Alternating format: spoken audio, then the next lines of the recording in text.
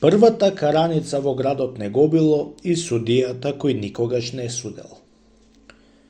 Кога трите дечиња ги зеле парите на стариот колар Ване, веднаш побрзале во слаткарскиот дуќан и му рекле на слаткарот Марко: Чичо, дај ни петленце од шеќер, врапче од мед и зајаче од чоколада.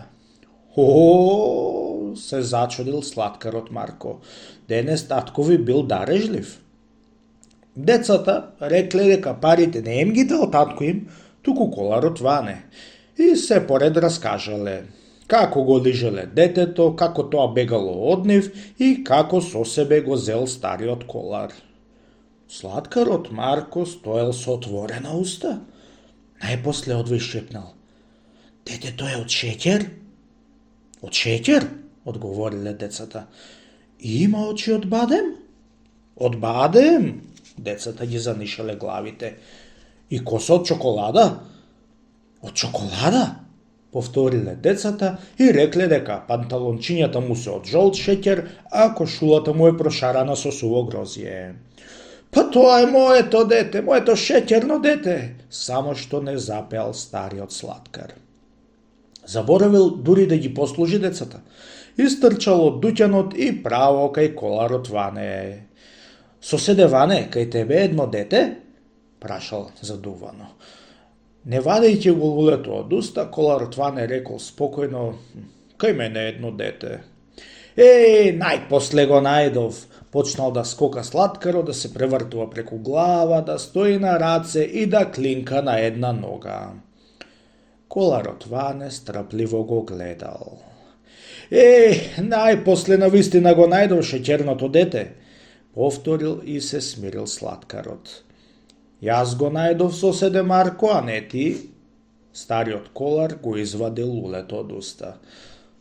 Слаткарот признал дека е тоа вистина и рекол: А сега дај ми го да си го однесам дома. Брадестиот колар пак го ставил лулето в уста. Не го давам, јас го најдов. Дај, не давам и тие се скарале. Тоа била првата караница во градот не го било. Караницата дошла и пред суд. Судијата на градот во тој ден го празнувал 101-виот роден ден и уште ниеднаш не дочекал да суди, да покаже што знае како судија. И немајќи работа за толку години, тој научил неколку занаети.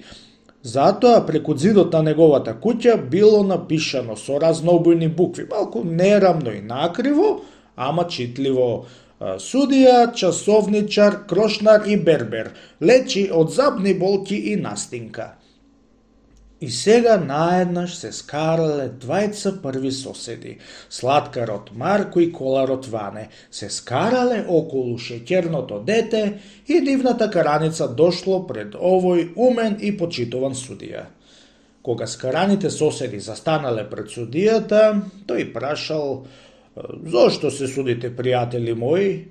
Слаткарот Марко одговорил: Го обвинувам овој човек овде дека ми го зел детето. Коларот Ване ги собрал веѓите. Овој човек овде може да ме обвинува, но детето јас го најдов и сега е мое. Така е, рекол судијата. Детето е твое зашто ти си го нашол. Не, слаткарот Марко. Ама тоа дете е од шеќер. Овој човек е колар, дрводелец. Според тоа, детето треба да е од дрво па да биде негово. Се бунал слаткарот Марко. Судијата и со него се согласил. Така е, тоа дете е твое зашто е од шеќер. Ама тоа дете не е кај него, туку е кај мене.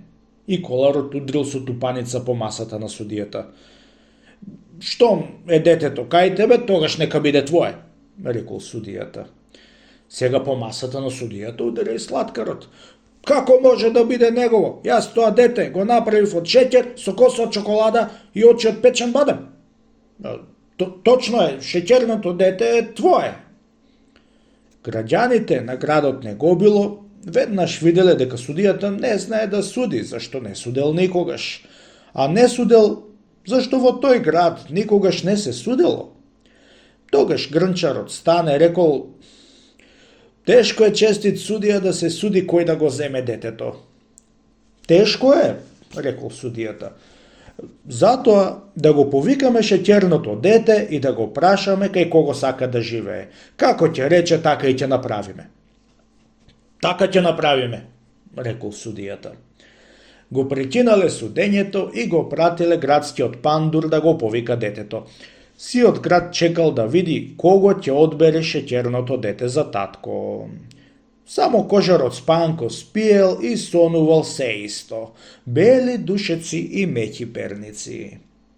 Пандурот се вратил и возбудено викнал: "Шеќерното дете го нема! Шеќерното дете го нема!"